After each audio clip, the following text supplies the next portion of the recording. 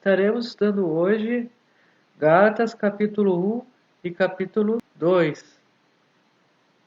O autor de Gálatas é o apóstolo Paulo. A data provável da escrita desta epístola é 49 depois de Cristo.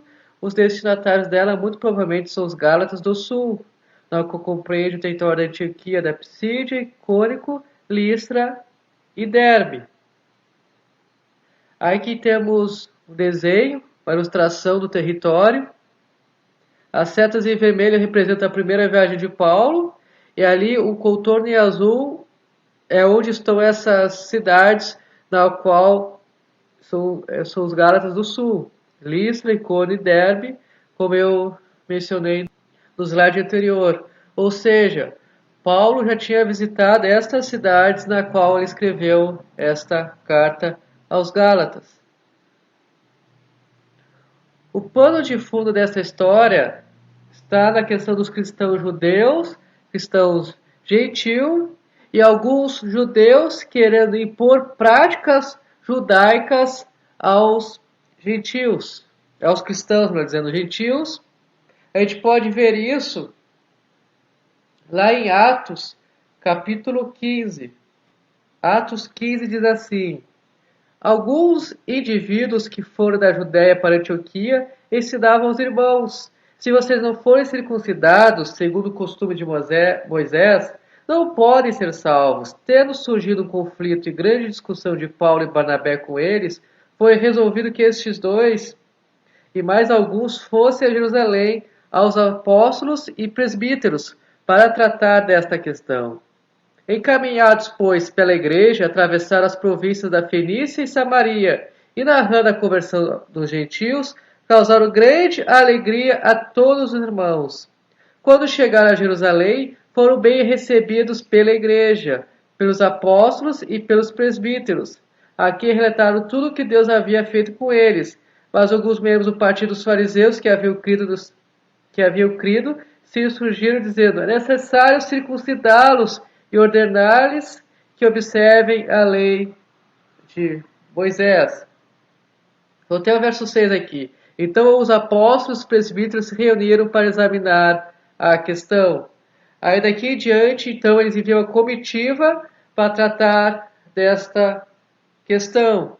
Então o que estava acontecendo?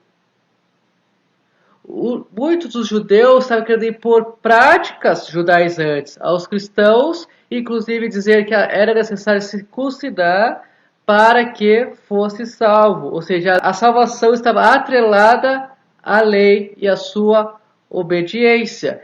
E Gálatas então vem nos trazer a mensagem de que a salvação é somente pela fé. Como diz Efésios 2:8, porque pela graça vocês são salvos, mediante a fé. Isso não vem de vocês, é dom de Deus, não de obras para que ninguém se glorie. Ou seja, a salvação ela é efetuada somente por Deus. E é através da fé em Jesus Cristo que nós somos salvos. Do judaísmo do primeiro século, nós temos os principais grupos que são os fariseus, saduceus, essênios e os zelotes. Destaquei aqui, principalmente os fariseus, e a sua origem é possivelmente da época da revolta dos Macabeus, um período interbíblico que compreende o segundo século a.C. Eles tinham um apego à lei como defesa contra o helenismo, eles guardavam a lei escrita e oral, e possivelmente tinha mais 600 leis, talvez 612, 621, exatamente as leis, não se sabe com absoluta certeza o número, mas eram mais de 600 leis. Eles eram extremamente legalistas, mas não praticavam aquilo que ensinavam. Eles falavam muito da boca para fora que os outros deveriam fazer, mas eles mesmos não praticavam tudo a qual cobravam dos outros. Eles popularizaram as sinagogas. Em Jerusalém havia em torno de 400 sinagogas. Aqui temos uma maquete, um desenho das sinagogas do primeiro século. Podemos ver a entrada aqui, uma área dos homens, temos ali uma galeria para as mulheres e crianças separadamente, uma mesa de leitura e um recinto sagrado. Para termos uma ideia como era uma sinagoga na época de Cristo. Aqui é uma descoberta arqueológica da sinagoga de Magdala. Nessa sinagoga ainda temos paredes pintadas, temos mosaicos, entalhes, portas, e foi encontrada uma pedra entalhada com menorá. Também ali tinha carruagem de fogo e colunas representando o templo de Jerusalém, nesta pedra encontrada. Embora as sinagogas já estejam destruídas em grande parte, ainda há resquícios que os arqueólogos encontraram, como esta aqui, por exemplo. E aqui está o desenho do piso da sinagoga. Então vamos para o texto. Vou estar lendo aqui Gálatas, capítulo 1. Diz assim: Paulo, apóstolo, não da parte de pessoas, nem por meio de homem algum, mas por Jesus Cristo, por Deus Pai, que o ressuscitou dos mortos, e todos os irmãos que estão comigo às igrejas da Galácia. Que a graça e a paz estejam com vocês da parte de Deus nosso Pai, e do Senhor Jesus Cristo, o qual entregou a si mesmo pelos nossos pecados, para nos livrar deste mundo perverso, segundo a vontade de nosso Deus e Pai, a quem seja a glória para todos sempre. Amém. Vamos ficar com esses 5 primeiros versículos, por enquanto. A gente vê no verso 1 o seguinte: Paulo, apóstolo, não da parte de pessoas, nem por meio de homem algum, mas por Jesus Cristo, por Deus Pai, que ressuscitou dos mortos. Na Bíblia, nós verificamos 2 tipos de apóstolos.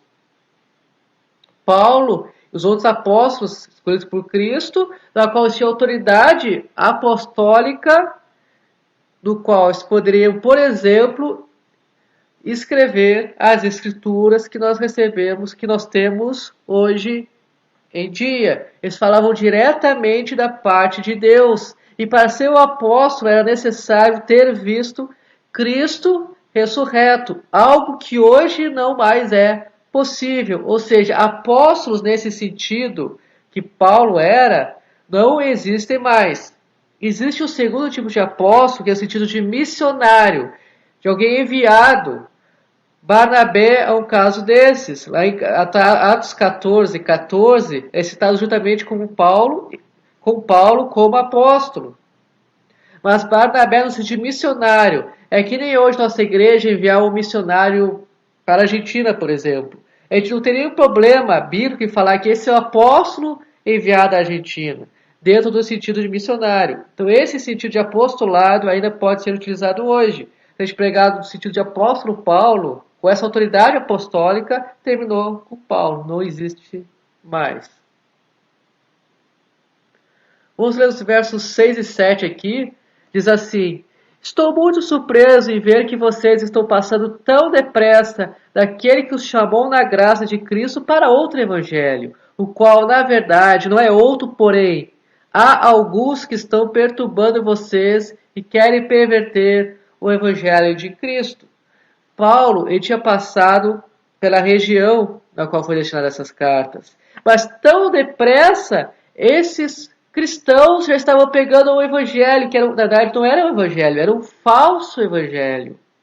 E Paulo ficou surpreso, ele ficou espantado. Como assim? Vocês receberam o evangelho da parte de Cristo. Eu preguei a vocês, mas agora vocês estão aceitando o evangelho totalmente diferente.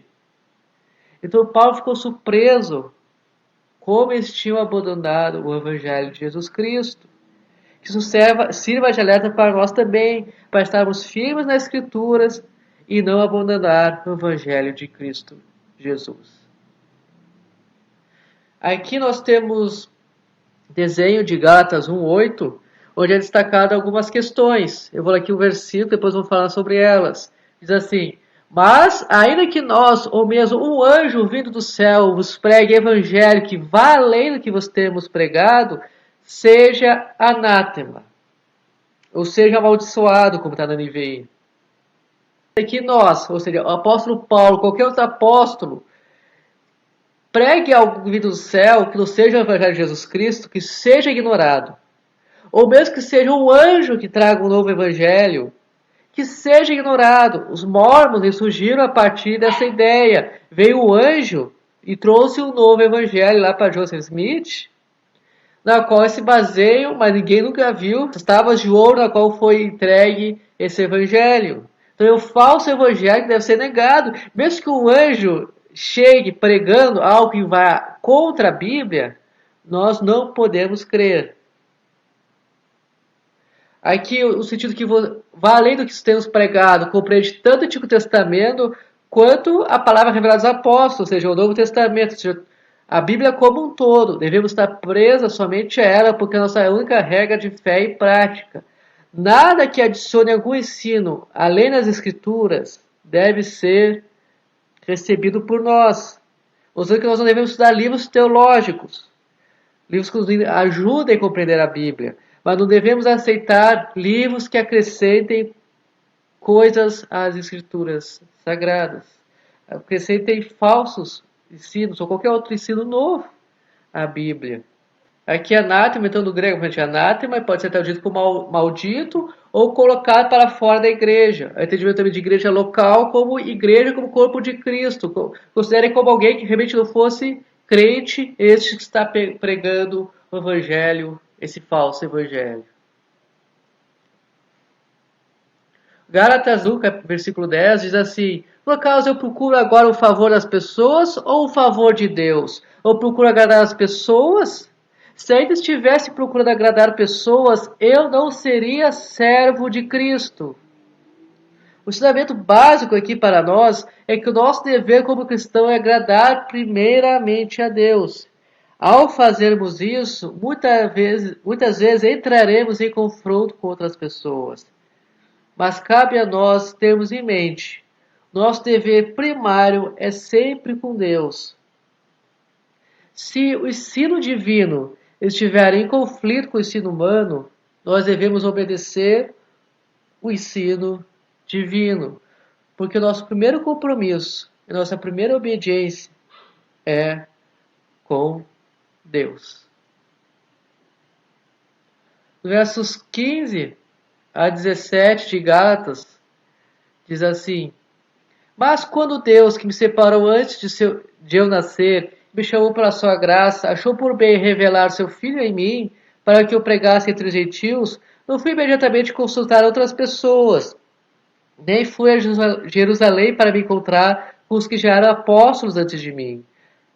Mas fui para as regiões da Arábia e voltei outra vez para Damasco. O que nós entendemos aqui é com essa expressão que Paulo utilizou, ele quis dizer que o processo de separá-lo para pregar o Evangelho de Cristo não foi da sua própria fabricação, não foi da sua própria mente humana, mas foi feito por Deus antes que o apóstolo Paulo nascesse. Ou seja, Paulo não estava baseado somente em si ou nas suas palavras, mas o próprio Deus escolheu para pregar o Evangelho. Então, Paulo destaca aqui a soberania de Deus em todas as coisas, inclusive em conduzir a sua vida.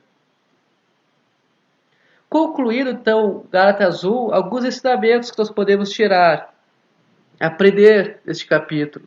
Primeiro, não devemos aceitar falsos evangelhos, mesmo que o anjo pregue este evangelho.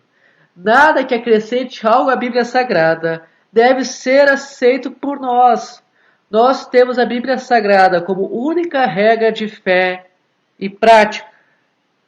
Segunda lição é que o nosso dever como cristão é agradar primeiramente a Deus. Isso muitas vezes vai nos levar a entrar em conflito com pessoas, mas nós temos que ter em mente, Deus, Ele requer a nossa primazia e devemos sempre priorizar Ele em relação às outras pessoas. Obviamente aqui não estou dizendo para tratarmos os outros com má educação, mas estou dizendo que a nossa vida sempre deve ser voltada em primeiro lugar ao nosso Deus. Terceira lição, Deus é soberano, é Ele quem comanda, nós somos apenas instrumentos em suas mãos. A gente vê na vida de Paulo que Deus o chamou, escolheu para ser apóstolo, para pregar o Evangelho. A gente vê aqui a soberania de Deus agindo. Deus é soberano, mas Ele nos utiliza como os instrumentos nas suas mãos. De alguma maneira, a soberania de Deus não anula nossa liberdade de escolhas e de agir. seja a favor ou contra a vontade de Deus.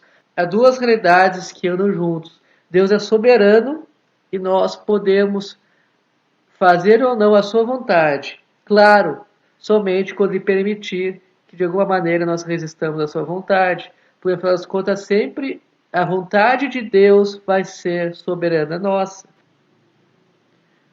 Entrando em Gálatas capítulo 2, vou estar lendo agora os versos 1 e 2, que diz assim: 14 anos depois, fui outra vez a Jerusalém com Barnabé, levando também Tito. Fui em obediência a uma revelação, lhes apresentei o evangelho que prego entre os gentios, mas fiz isso em particular aos que pareciam de mala influência, para não correr ou ter corrido em vão.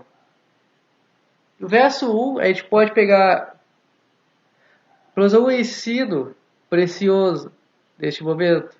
É que Paulo não saía sozinho em suas viagens. Ele tinha o que se pode chamar a sintonia com a prática da mentoria. Mentoria geralmente está ligada ao mundo empresarial, mas não é esse sentido que estou trazendo aqui. É que Paulo se preocupava com os outros e o conhecimento que os outros teriam, tanto teórico como prático. A gente vê Paulo tendo a questão da mentoria, quando escrevia as suas cartas e trazendo ensino aos destinatários, como por exemplo as cartas a Timóteo, na qual estava mentoreando ele, pastoreando, então como ele deveria agir. E também na vida prática de Paulo, quando ele saía em viagem com os outros. O ensino que nos traz aqui é que nós devemos preocupar com os outros e estudar bastante, muito, mas não ficar apenas na nossa mente. Colocar o estudo em prática. O estudo não deve ser o fim em si mesmo, mas o estudo deve gerar ações práticas. Devemos passar o legado, passar o ensino para os outros e viver aquilo que de bom nós estudamos. No versículo 2, é de verificar aqui que Paulo fez essa viagem a Jerusalém por pedido ou convocação de alguma pessoa, ou meramente por sua própria vontade. Mas ele fez isso em obediência a um mandamento direto vindo da parte de Deus. Essa revelação aqui específica, ela não é detalhada para nós. Então nós não podemos especular muito sobre ela. Ela pode ter sido dada diretamente ao apóstolo Paulo, pode ser dada quando estava junto com o grupo de cristãos em Antioquia, por exemplo, na qual Paulo recebeu a revelação que deveria fazer a sua viagem missionária em obediência à revelação divina. Então o que nós vemos aqui é novamente a soberania de Deus e Paulo sendo obediente ao que Deus estava pedindo para ele fazer. Os versículos de 3 a 5 diz assim: mas nem mesmo Tito, que estava comigo, sendo grego, foi obrigado a submeter-se à circuncisão. Isso surgiu por causa dos falsos irmãos que se haviam infiltrado para espreitar a liberdade que temos em Cristo e nos reduzir à escravidão. A estes não nos submetemos por um instante sequer, para que a verdade do Evangelho permaneça entre vocês.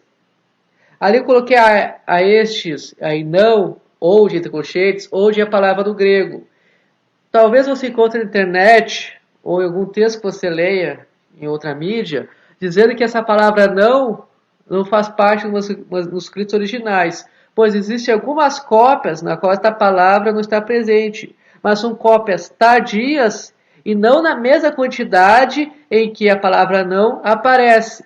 Fora que, se retirarmos a palavra não deste texto, ele fica sem sentido, ele fica sem lógica, tanto no contexto imediato quanto no ensino geral de Paulo. Ou seja, essa palavra não faz parte dos manuscritos originais e não devemos duvidar disso. Então, a estes não nos submetemos por instante sequer. O que verificamos aqui no versículo 3? Paulo parece referir-se ao caso de Tito para demonstrar a ausência de conflito com os líderes de Jerusalém por causa da questão da circuncisão. Porque se fosse a circuncisão uma condição para se obter a salvação, Os líderes dessa região, os líderes de Jerusalém, claramente teriam insistido para que Tito fosse circuncidado. Mas não parece ter ocorrido isso. Não parece ser este o ensino de Paulo. Parece ter sido, olha, não houve confusão. Portanto, a circuncisão não é necessária para a salvação. No versículo 4, a gente verifica que os falsos irmãos, chamados aqui no texto, eles foram com o objetivo de espreitar os cristãos gentios, ver o que os cristãos estavam fazendo e agindo conforme a lei, perante a lei, estavam seguindo ou não a lei. O objetivo desses falsos cristãos, de falsos irmãos, como traz o texto, é reduzir os cristãos à escravidão da lei. Por isso Paulo afirma, não nos submetemos por um instante sequer a essa escravidão na qual esses falsos irmãos estavam querendo submetê-los. No verso 5, então, vemos que Paulo não se submeteu aos falsos irmãos, nem por um momento. Ele não cedeu à pressão desses judaizantes. No versículo 6, nós lemos o seguinte: e quanto àqueles que pareciam ser de alguma coisa, o que eles foram no passado, não me interessa. Deus não aceita a aparência do homem. Esses, digo, que pareciam ser de maior influência, nada me acrescentaram.